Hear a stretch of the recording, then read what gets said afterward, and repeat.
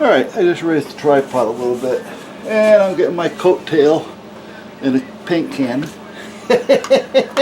And I'm going to talk to you about painting. Oh boy, am I the guy to tell you. So, anyway, you can't see this paint can over here, or maybe you can. But, this is not the putty knife that I should be doing this with. But the one that I would normally do this with is a heavier chisel type putty knife, not one of these flimsy ones. But the first thing, now when it comes to painting, I know a little bit about it.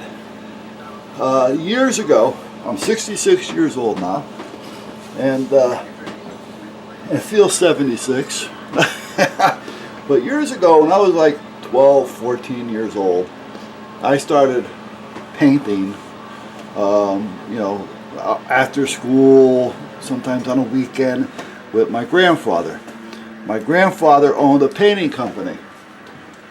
He had maybe 7 guys, 6, 7 guys working for him, not a lot, but he had a few guys working for him. And he was in business painting for as long as I knew him. And, you know, I always heard him talking about his old days. He was born, I think it was around 1914, 1912. Right around, like I was 12, 14 years old, so it's right around that same time actually when he was born in the 1900s. And he started painting when he was 17 or 18 and opened up his own company when he was 21, 22. So he's been painting for that long a time. So we're talking what? Even if we go 1914 and he was 20, 21, 22, 1934, 1935, somewhere around there, he started painting. So he had a lot of experience back then. And back then, painting was totally different than it is now. We didn't have the luxuries. Now, I'm talking about when I started with him. I can imagine when he started how much. But when I started with him, like I say, 12, 14, I actually started working with him a lot when I turned 16 and 17 out of school type of thing. And there's a lot that went on in between that I'm not going to get into, but, you know, with family farms and all that kind of crap. But anyway, a painter was a painter to him. He took pride in painting. When I was working with him, sometimes there would be a roofer, and we're waiting for the roofer to finish so that we can start painting, or we got to get the windows done first because there's a guy coming in putting in storm windows. And back then, storm windows were the aluminum windows that you just screw up against the window. You know, that's the old storm windows and stuff. Yeah, and I said to him, Pops, I said, why aren't we doing roofing and windows? And he said, a painter is a painter. And he took pride in painting. And he wanted his men to understand that and be the same. So, like I say, he had 6, 7 guys working for him at a given time. But anyway, I started working with him. And the painting back then was different than it is nowadays. Back then, we didn't have the luxury of taking a color, all right, and going to the store with it and say, I want that color. You know, and, oh, okay, and they hit a couple computer buttons and the color comes out. We didn't have that option. Nor in the beginning did we have the option of latex. You know, whoa, you know, what the hell is this? You know, to this day, I still don't like latex as much as the old oil base. You know, but anyway, we didn't have that option. If we wanted a color, we had to mix it ourselves. You know, you go to a paint shop, and back then I remember one called James Brown and Son. There was Charlie, Eddie, and what the hell was the other guy? Charlie, Eddie, and Ralph. All right, and there was 2 brothers that owned it. Charlie and Eddie, and Ralph worked for him, but they treated him like a brother. But if you went into the paint store, you see 100 books of wallpaper, so you can pick wallpaper. But when you went for the paint, you know, there'd be lead on the shelf, there'd be subterps on the shelf, there'd be linseed oils on the shelf. You know, and that was basically it. You know, and the subterps was usually you had pure terps as well, but you would use subterps more.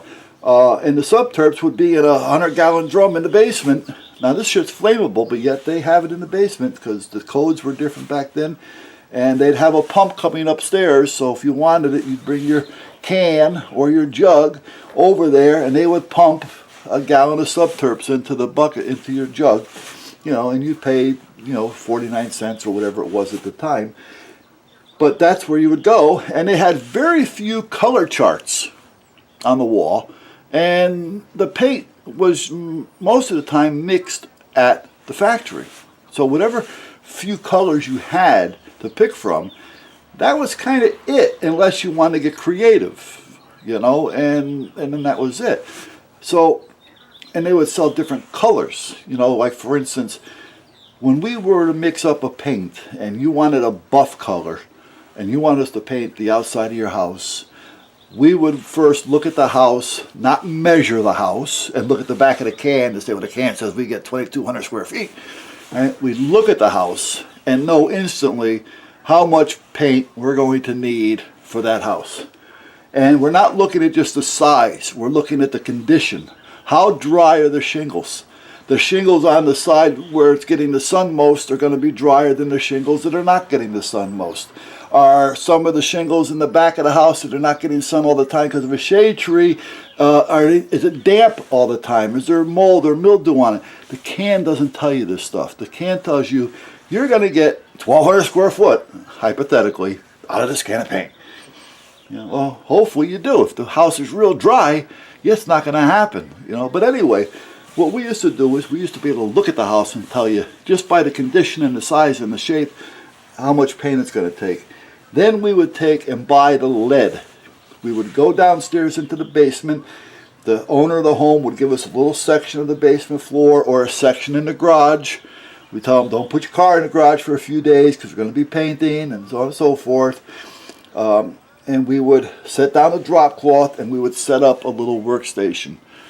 We'd get a trash can, a galvanized trash can, and we would start putting lead. We'd scoop it out with a putty knife and we'd drop it into the bucket. We would take our Subterps, our linseed oils, and we would put it in there, and by the time we're done, we've got 20 gallons of lead paint.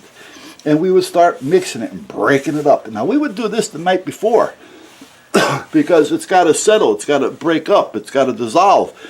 And then the next day we would get it there earlier in the morning and mix it up some more, make sure it's all broke up and mixed up. Now you want buff. Well then, it would, depending on the color, would depend on what we're going to add to the paint. Now back then we had a chalk that we can use for color. We had a tube, it came like in a tube of toothpaste that we can use, and we also had small, like pint cans of a very thick liquid. And these are colors. We would mix this, and they're a concentrated color. We would mix this to the paint. Now we may start with only a teaspoon of something just to get started, and then we'd have to mix it and mix it and mix it and mix it. And we're talking 20 minutes or better just mixing this paint. And this is all the work we had to do before we even started the job. All right. Then we'd have the client come down and check. Do you want a little bit darker? Do you want a little bit more of this to it? And that's how we would get our color. And if it were too dark, then we'd have to add more lead and things to the paint to bring back the color. And that's how we basically got there. Everything was done by hand and eye and, experience and measurements.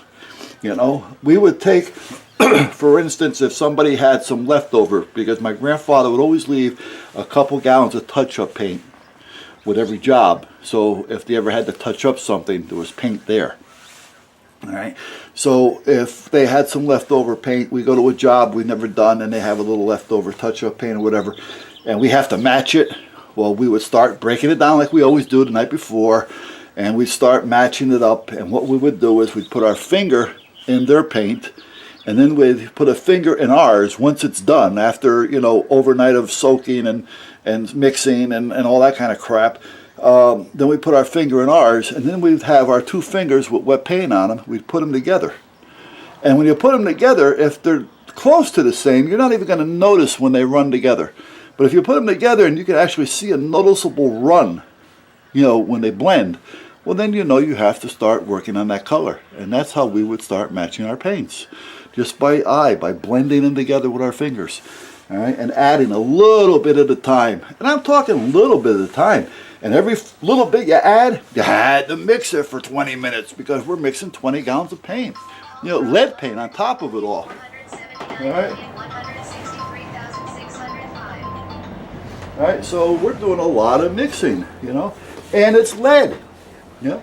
So, yeah, that's the way it was back then. You know, we had to first be able to recognize the condition of the house as to how much paint we're going to need, you know, and where the house is actually sitting, you know, how the sun hits it and not hit it, you know, as far as how dry one side may be versus the other side, because of the house next door may be closer, so it's not getting a lot of sun, but then again it may get a lot of dampness. So, you know, we have to think of these things.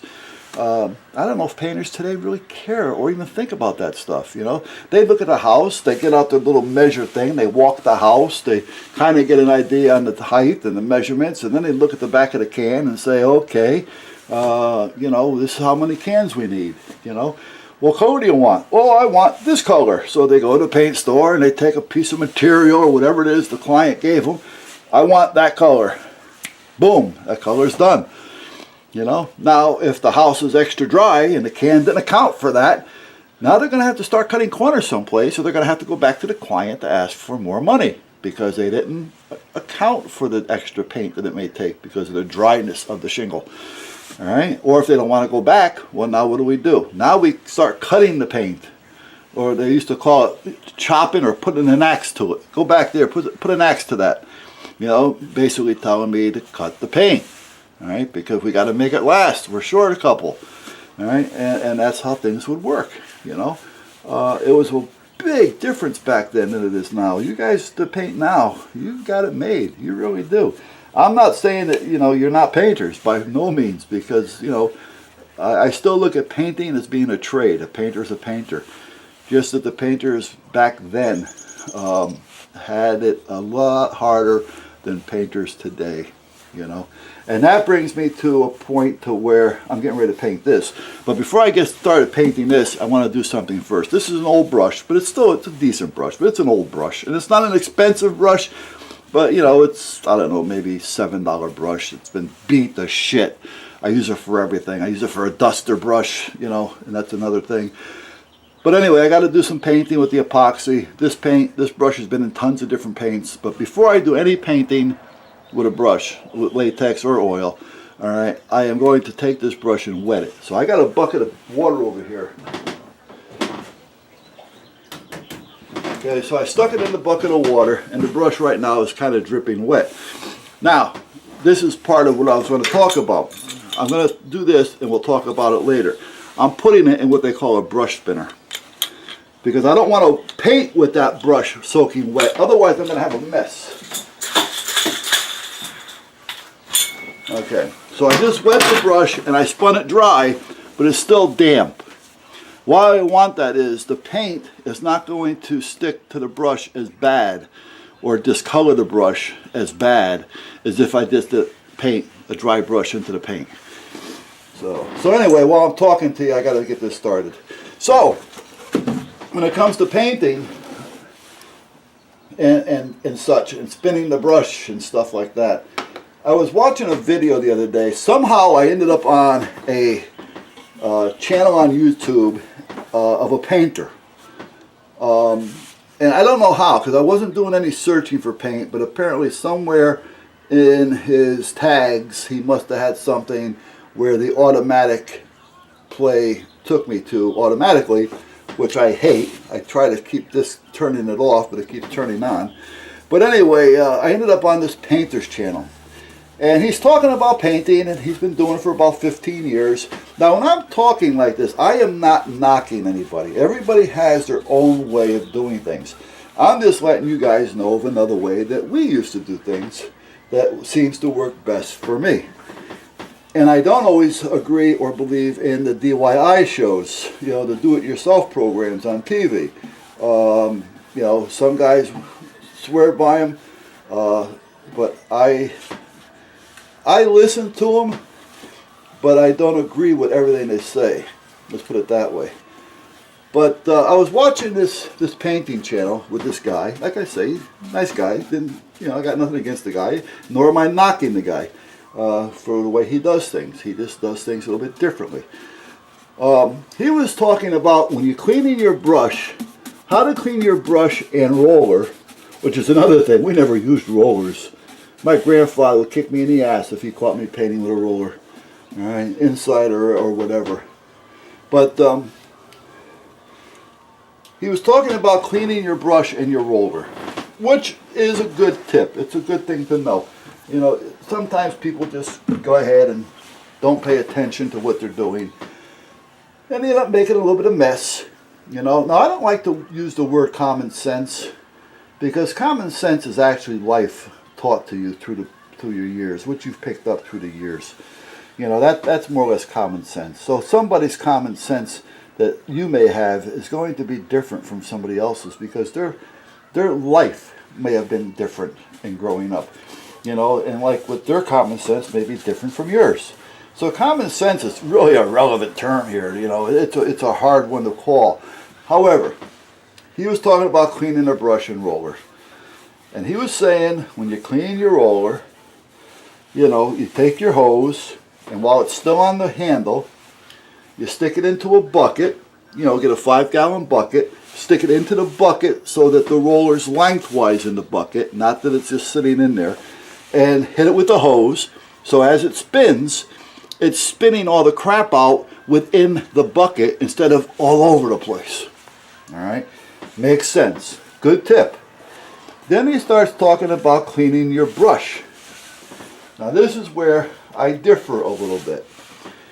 He was doing something that a lot of painters do, and they would call it kicking the brush. Or some of them will even call it toeing, toe the brush. But it's cleaning the brush basically. And what they do is, excuse me a minute here, I'm concentrating and talking to you at the same time, and I'm cutting something with a brush that I shouldn't be cutting with. And what it basically is you're rinsing out your brush. You know, you got it in the bucket, you're using a hose, whatever it is you're doing, you're cleaning your brush. Once your brush is clean, toeing the brush or kicking the brush is basically taking the hopefully clean brush that's filled with water at this point, and taking it and kicking the heel of the brush on the toe of your shoe. So when you do it hard, it snaps. So every time it snaps, it throws water out. It throws water down and it throws water up. So it makes a mess. So you want to make sure that you're really not in an area that you're worried about overspray going all over the place and getting on something. Now that's one of the reasons why I don't agree with kicking the brush. And if I ever kicked the brush working with my grandfather, again, he would kick me in the ass. Because, is it a bad thing? Well, if eventually you're going to ruin your brush a lot sooner than if you didn't kick your brush. But there's other ways of doing it. But to him, he respected his tools, and he said, you don't kick your wife, why would you want to kick your brush? Your brush is making your money. All right? So why have to keep buying new brushes? Because you're wearing them out quicker. You're breaking them, you know. Makes sense. So, kicking the brush. Well, if you're outside and you're not paying attention, and here's what happens after a while. It becomes a habit and you don't pay attention unless you learn to pay attention, and it becomes part of your habit, which it never does. Well, if you're kicking your brush on somebody's front lawn because you just cleaned it and you just painted their house inside or out, and their car is 8-10 feet away in the driveway, and you're kicking your brush, and you're assuming it's just, you know, clean water, and let's assume that it is just clean water and there's no paint residue in it. You got water going all over somebody's car possibly, and possibly on their black asphalt driveway. So now you've got the sun shining, and you're going to end up with dirty water spots, hopefully clean, all over the car and all over the driveway. All right. Well, they're not going to be too pleased with that. And if it's got paint on it, they're really not going to be pleased with it. So that's a bad habit unless you pay attention to what you're doing. So let's put aside the minute that you're actually ruining your brush by doing it, because eventually you're going to start loosening up the heel, and all these little bristles are going to start coming out when you're painting. You're going to be picking them off the wall. So let's assume and get that out of the way. So that's done. Now let's take it one step further and say, well, you know what? We're in a safe area. Whoops. Well, let's just say now that you're painting in somebody's house, and now it comes to the point to where you tell your men to clean up, or it's just you, whatever, and you're going to go clean up. And as you are saying, start cleaning up, I'm going to take out the brushes and clean them up. And you go outside and you start cleaning your brushes, or even your men go outside and start cleaning the brushes.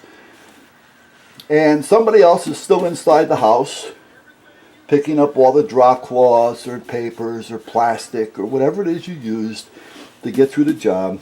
And they're picking up inside, making everything back nice and clean and original so that the owner sees their freshly painted house, rooms, or whatever it is you just painted. And everything is just hunky-dory. Everything is fine. And then you're out there and you kick your brush and you go walking in the house, and now what do? Well, you got to remember, you kick the brush. You're kicking down and it sudden stops. That sudden jerk is going to take whatever's in that brush and push it down. Well, it's now going on the sole of your shoe. Now, let's assume it's just water. Well, by the time you walk 2 or 3 feet with water on the bottom of your shoe, that water is not going to pick up dust and dirt, which is now going to turn into a possible mud bath. Now you're walking into a house, a client's house, that somebody already picked up all the drop cloths, and now you're tracking mud through the house, or possibly worse, a little paint residue that still may be left in the brush. That was on the bottom of your foot because you were kicking the brush. All right? Now, if it's just you, and you pay attention to these things, it'll become habit for you to pay attention and not to do those things. To know, that you may have paint on your feet. But you know what? If you're teaching your guys this and they don't pay attention, and they start walking around the house, and they start kicking brushes next to cars or next to shrubbery, and plants start to die, and cars get paint on them, and the guys are bringing paint into the house on their feet, or mud, well, it's because they weren't paying attention, and for them, they were taught wrong, because they haven't got the ability to understand, or they weren't told to understand. Again, I'm not knocking anybody for this, by no means. Everybody has their own way, and more power to you, good luck with it. I would never knock anybody for doing something the way they do it. So that's kicking the brush. Now, we never kicked the brush. We always used the paint spinner. And if we didn't have a paint spinner, a brush spinner rather, we would use our hands. We would put the brush in our hands like this. Now I'm not going to spin it because I don't want to get paint all over everything, but we would go like this back and forth real fast over a trash can inside so that we're spinning the brush. The water's coming out, it's going into a trash can or a bucket of some sort. It's not going all over our feet, and I'm not abusing the heel of the brush. So the brush is going to last me a lot longer. Or I would use a spinner. Now the spinner cleans a roller or a brush. The brush just goes in here like this. And then I would just push the handle, like so, and that turns the brush. The faster I do it, the faster it spins. The roller goes on the outside here. All right. Now a roller, the way he was telling you to clean it, not a problem at all. Put it in a bucket, put it in so that the roller is with the bucket, so when it spins with the water pressure, you're washing it out at the same time, it's spinning, and it's not going anywhere but in the bucket. All right? Kicking the brush, it's not a bad idea. People do it, like I say. It's just not an idea that I would be comfortable using, nor would I ever have my men do that, because again, even if I learn to trust myself, I have to rely on trusting my men to remember. And sometimes near the end of the day, when they're in a hurry, they want to get done and get home, they want to get cleaned up. Hello, everything's rushing around, and there goes a mess. Next thing you know, you're getting a phone call because there's paint on a car, paint on the driveway, mud on a carpet, paint on the carpet, you know, whatever the case may be. So kicking a brush, in my opinion, is not a good idea. You know, so drop cloths, that's another thing. We always use a good canvas drop cloth. We never bought these plastic things that you buy and tape up, you know, the baseboards and masking tape the windows. You know, we cut them in. All right, we'd use drop cloths, canvas. We'd drop it on the floor. We'd butt it up against the baseboard. We'd give it enough room. We'd pay attention to what we're doing, and we paint. When it comes to a window, we cut it in. We don't tape it off just in case. All right, we cut it in. You have a good brush, it'll cut in perfect for you. You don't have to tape it off. You know, you tape it off. Now you got to pull off the tape. You got to clean the window. All right, by the time you're done doing all that, I'm done with the window. It looks just as good. You'll never know the difference, and I'm on another window. All right, so we never used all that kind of stuff. And when you're using a drop cloth, regardless of what type it is, canvas is usually marked because it has the size stamped on it in ink. We always put the ink side, the side with the type on it, upright. This way we always knew what the top side of the drop cloth was. Because if we're going from one job to another, and that drop cloth is all folded in on one another, and we open it up, there still may be wet paint there. And if we don't pay attention to the top side, we're going to put the wet side down on the floor, and we just created a problem. So when you fold the drop cloth, you always fold it in half first, with the print side, which is up, is now in. And then you take it and fold it in on itself again. So the inner side, which is the wet side, never touches the outside or the bottom side, and it's always inside the drop cloth. So if you do take up a folded drop cloth and put it on the floor, it's not going to get the floor wet. And as you open it, it's not going to get the floor wet with any leftover paint that may be inside it. All right, so you always use the same side. So if you're going to use plastic or something like that, it's a good idea to mark it somehow so you know which side is always up. And especially if you're going to use that drop cloth over and over and over again. So now these are just little tidbits that, you know, we picked up as we learned, and others pick up their own little tidbits as they learn. Again, it's not saying if it's right or wrong, it's just what works best for you. And that always works best for us. Because when you have men working for you, or even yourself, sometimes you start getting near the end of the day, and you're having a bad day, and nothing's just going right for you. You don't feel good. You want to get your ass home. You start rushing a little bit, and you start cutting corners, and the next thing you know, you're making a mess. But if you do it the way that I just said, and I'm not saying that it's right or wrong, but normally there's no chance of making a mess if you happen to screw up. It's almost like guns. You know, you have your 4 basics. If you apply any of the 2 or 3, if you forget one, the other one's got you covered. You follow me? You know, so those are basically the same thing, just in a different manner. So, but anyway, so much for that. So I'm done with this for now. I'm going to take this brush that I just did this with. That's called the mouth of the brush, by the way. You can usually tell how good a brush is by the mouth, if it holds a good mouth. Now this isn't a real good brush, like I told you, but it's a fair brush, and it holds a good mouth. So if I wanted to cut with this, I mean, it's beat to death, it's old, I really wouldn't use it to cut a window with, but if you wanted to cut with this, it would be very easy to cut that with this brush, because it has a good mouth on it. So, but anyway, so much for my painting tips. And again, I'm not knocking anybody. All right, whatever works best. That's all that counts. It's just another something to think about, right? Because sometimes we don't think of other ways because, you know, this works. So we don't think of another way because it worked. You follow me? All right, I'm done.